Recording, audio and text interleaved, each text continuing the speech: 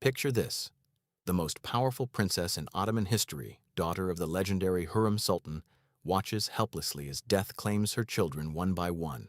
But here's what the history books often miss. Mihrimah Sultan's story after her mother's death reveals something far more complex than simple tragedy. It's a tale of political genius, heartbreaking loss, and a woman who wielded more power than most men in the empire. And the fate of her children? Well, that's where this story gets really interesting. The year is 1558, and Hurrem Sultan, the woman who changed the Ottoman Empire forever, has just died. Her favorite daughter, Mihrimah, is now alone at the peak of Ottoman power. At 33 years old, she's already a legend. The Sultan's only daughter to reach adulthood, married to the Grand Vizier, mother to the next generation of Ottoman royalty. But what nobody tells you about being Hurrem's daughter is the impossible standard you inherit. The expectations, the enemies, the constant suffocating pressure of the imperial court. Mihrimah had always been different from other Ottoman princesses. Her mother made sure of that. While other imperial daughters were kept sheltered, Mihrimah sat in on political discussions. She learned statecraft at her mother's knee. Historical records from the Venetian ambassadors describe her as possessing an intellect that rivaled the Sultan's advisors. One diplomat wrote that speaking with Mihrimah Sultan was like negotiating with the Sultan himself, only she was shrewder and less predictable. Her marriage to Rustam Pasha in 1539 had been purely political, arranged by her mother to consolidate power. Rustam was brilliant with finances but physically unremarkable. Some sources describe him as having skin conditions that made him less than appealing. Imagine being a princess, the most eligible woman in the empire, married off to a man chosen not for love, but for his administrative genius. Yet somehow, against all odds, they made it work. Not through passion, but through mutual respect and shared ambition. Together they had 3 children. And this is where the official records get fuzzy, which is exactly what makes this story so fascinating. The Ottoman archives, usually meticulous about royal births, become strangely vague when it comes to Mihrimah's children. We know she had 2 sons and 1 daughter. The eldest son was named Osman. The second was Humasha Sultan, her only daughter, and the youngest was named either Sultan Zad or referred to simply in documents as her second son. Now here's something most people don't realize about Ottoman royal children. Being the grandchild of the Sultan through a daughter was actually more dangerous than being born to a prince. Think about it like this. In modern terms, it's like being famous enough to be a target, but not powerful enough to protect yourself. These children had royal blood but no claim to the throne. They were caught in a deadly middle ground. When Hürrem died in 1588, Mihrimah's world shifted on its axis. Her mother had been her shield, her mentor, her co-conspirator. Without Hürrem, Mihrimah had to navigate the treacherous waters of Ottoman politics alone, and she had children to protect. Her husband Rustam had made countless enemies during his time as Grand Vizier. Every financial reform, every political maneuver, every execution he ordered had created another family seeking revenge. And now, with Hürrem gone, those enemies started circling. Osman, her eldest son, died young.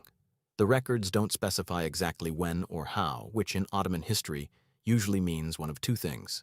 Either the death was so commonplace it wasn't worth noting, or it was so suspicious that someone made sure the details disappeared.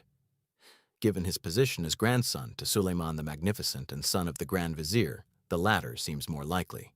Some historians suggest he died of illness before reaching adulthood, others hint at something darker. Palace intrigue, poison. An accident that wasn't quite accidental, but the real tragedy centers on Humasha Sultan, Mihrimah's only daughter. Here was a girl who should have had everything, born into the most powerful family in the empire, named after Hürrem herself, with a mother who understood power better than anyone. The historical sources describe her marriage to 2 different men during her short life, both arranged to strengthen political alliances. She was married first to a man named Shemsi Ahmed Pasha, then after his death to Damat Ibrahim Pasha. Did you know that Ottoman princesses often went through multiple marriages? It was common practice, but imagine the emotional toll, being moved from husband to husband like a chess piece on a board. Humasha died young, likely in her 20s or early 30s. Some sources suggest childbirth complications. Others point to the plague that periodically swept through Istanbul. What we know for certain is that Mihrimah outlived her daughter, and that kind of grief, the grief of burying your child, transcends centuries. It doesn't matter if you're a peasant or a princess, that pain is universal. The youngest son's fate is even murkier. Some historians aren't even certain of his name. He appears in some documents but vanishes from others. There's a theory among scholars that he might have died in infancy, which would explain why the records are so sparse. Infant mortality in the 16th century was catastrophically high, even for royalty. But there's another possibility that some historians whisper about, that he lived but was deemed unsuitable for public life. Perhaps illness, perhaps disability, perhaps just bad luck. By the time Mihrimah reached her 40s, she had buried her mother, her children, and would soon bury her husband.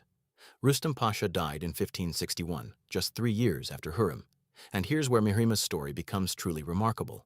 Most widows, even royal ones, faded into obscurity after losing their husbands. Not Mihrimah. She became more influential, not less.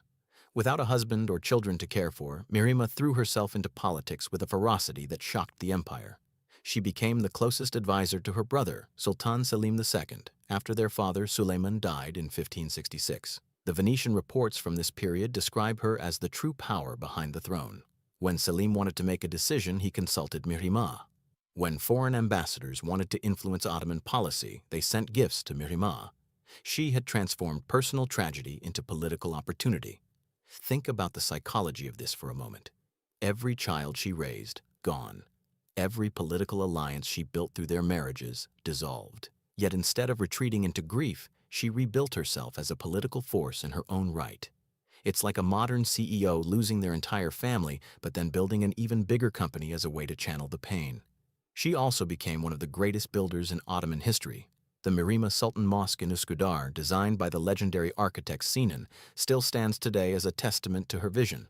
She commissioned a second mosque in Edirne. She built fountains, schools, hospitals. Every building was a monument, yes, but also a statement.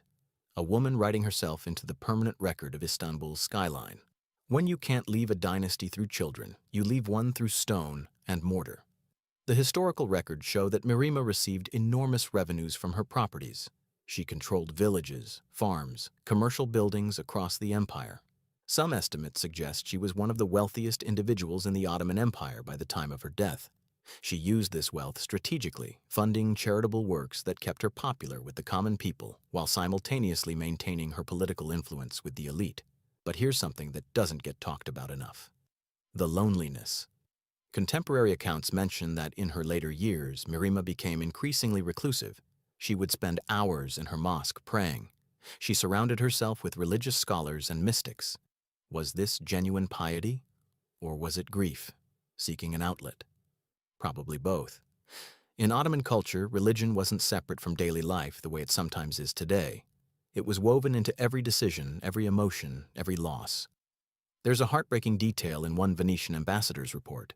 He mentions seeing Mihrimah at a public event in the 1570s, years after all her children had died. He describes her as looking older than her years, dressed entirely in dark colors, speaking little. But then he notes something interesting. When a young mother approached with a baby, asking for the princess's blessing, Mihrimah's entire demeanor changed. She held that child with a tenderness that made the courtiers look away. She blessed it, gave the mother a generous gift, and then returned to her stern composure. That moment, that brief glimpse of the mother she had been, captured in a diplomatic report from 500 years ago. Mihrimah Sultan died in 1578, at the age of 53. She outlived her mother by 20 years, her husband by 17, and all of her children. She was buried next to her father, Suleiman the Magnificent, in the Suleymaniye Mosque complex. Not next to her husband, not near her mother's tomb, but beside her father, the Sultan. Even in death, she claimed her place as a daughter of the dynasty, not just someone's wife or mother. So what really happened to Mihrimah's children? The honest answer is that they became footnotes in a story that was always going to be dominated by larger-than-life figures. They were born into impossible circumstances, caught between the glory of their grandparents' generation and the decline that would eventually come. They didn't die because of any single conspiracy or dramatic event. They died because 16th century life was brutal, uncertain, and short, even for royalty. Perhaps especially for royalty, where every illness could be poison, every accident could be assassination, and every enemy your parents made became your inheritance. But their mother, Mihrimah, She turned grief into power, loss into legacy, and personal tragedy into political triumph. She proved that in the Ottoman Empire, being Hurrem Sultan's daughter meant carrying an impossible burden, but also possessing an unbreakable will. She loved her children, lost her children, and then spent the rest of her life making sure that the name Mihrimah Sultan would be remembered long after theirs were forgotten. Here's the question that should keep us up at night.